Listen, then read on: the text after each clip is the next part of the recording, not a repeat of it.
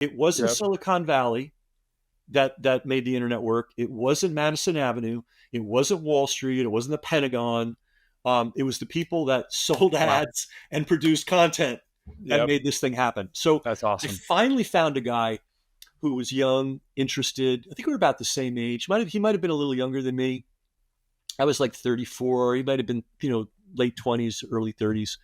And he was a media buyer for a very well-known ad agency called Hal Riney and Partners. They were in San Francisco, but they had an international, global reputation.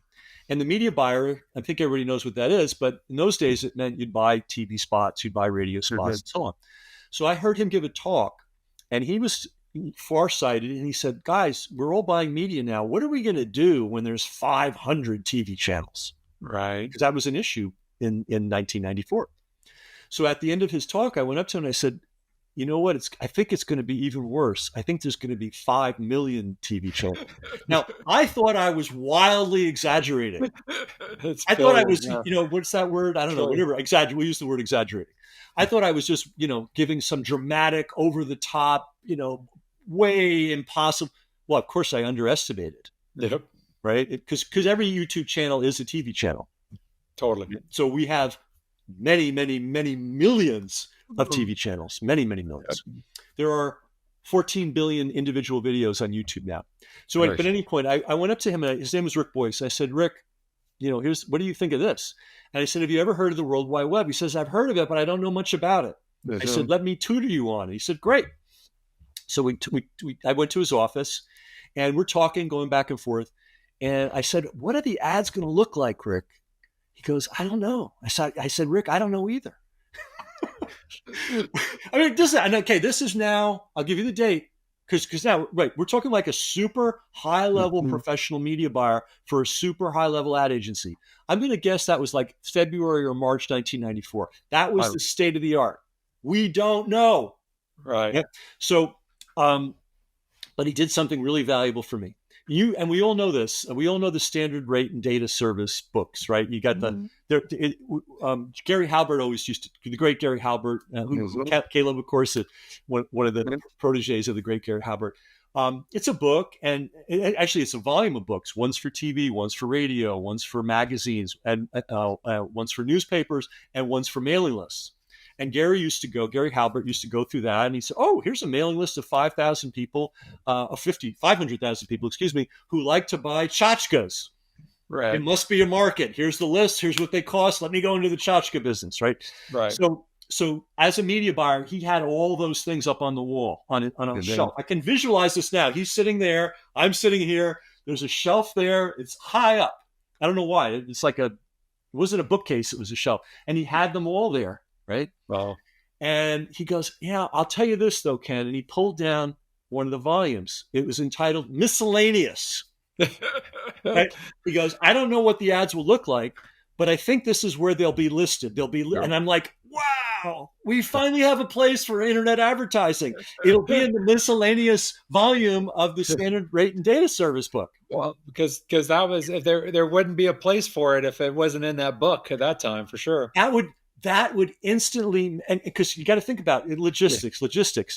Who's going to be making and buying ads? Right. Well, in those days, it was just the advertising agencies alone. Now everybody can do it, but those were the guys that were and did get the ball rolling and still spend quite a bit of money online, and they're very important. So if it existed, if it could find a place in the standard rate and data, then it could exist, right? So we were coming up to the 150th anniversary of the first official demonstration of the telegraph. I forget the date now. It was sometime in May 1844 was the year. And we were hitting the 150th anniversary. And it's like, that's a really important date. Let's do a conference on that date where we're all going to get together. I'm going to get Rick. I'm going to get my internet friends. It was mainly internet guys at the time who came to that conference. And we're going to sit down and, by God, we're going to figure out this ad model. We're just going to freaking figure it out. Because we can't screw around anymore. Nobody has the answer. We're wasting time. Let's figure this freaking thing out, right? So I couldn't get the meeting hall for that exact date. So the meeting was actually on June 11th. So I had Mark Graham, who was a neighbor, who was called Mr. Internet, okay? grasp this. In the entire computer industry on the planet Earth, there was one Mr. Internet, and that was Mark Graham. He was a neighbor. Then there was Mark Fleischman. Now, wrap your mind around this. This was the very first person to hang out a shingle and say, I'm a full-time professional web developer. The first man on earth, Mark Fleischman. There were guys working for government. There were guys working for corporations doing in-house web development.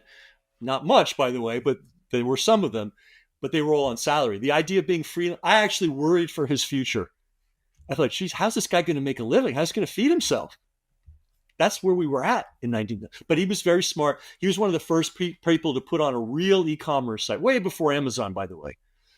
A real one that made sense, that had pictures and descriptions and order buttons and took money. I mean, he was the first man. He was also the first man to put a newspaper online, not archives of newspaper, but hey, here's the current issue of it was the Palo Alto Weekly. That's awesome. Now everybody does it. It's like nothing. Somebody had to be first. He was first. So we had Mark Graham, Mr. Internet, Mark Fleischman, Mr. Web Developer, and Rick Boyce, and an audience, because you always need an audience, because an audience keeps you on track, right? So we did. I gave a talk. Mark Fleischman gave a talk. Mark Graham gave a talk. We're all talking about, and I have it all recorded. So these were the experts on the planet. Timestamp of exactly where we were June 11th, 1994. Not where we individually were, where the planet was. The state of the art. Yeah, what was happening. So we laid out the state of the art, and we didn't have an answer. Ugh. So it's getting to be the end of the conference, or it's just a one-day thing. And I'm thinking, man, we failed.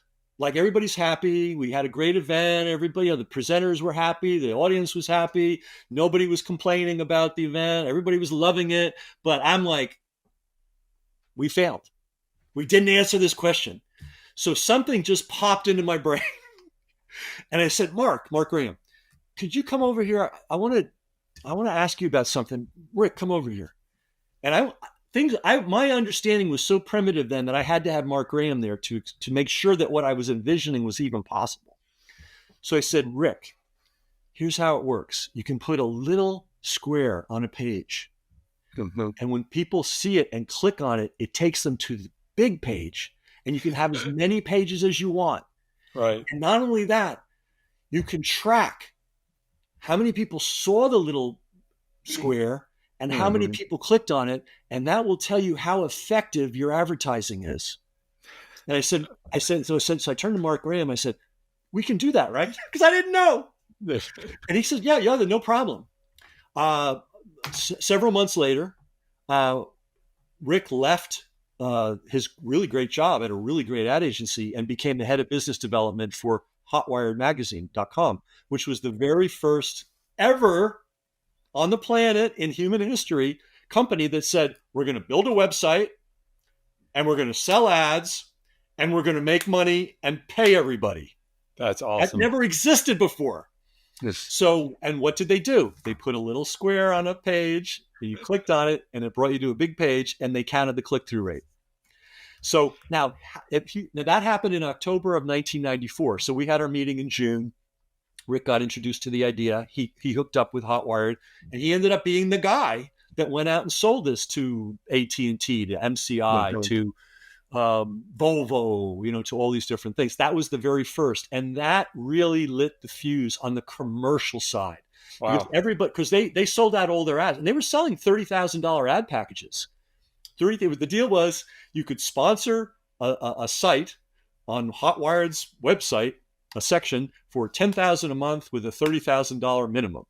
Yeah. Right? So everybody's looking at that going, holy God, we can make money from this thing. I get it. We can put up content and sell ads. Wow, that's how we're going to do it. That's awesome.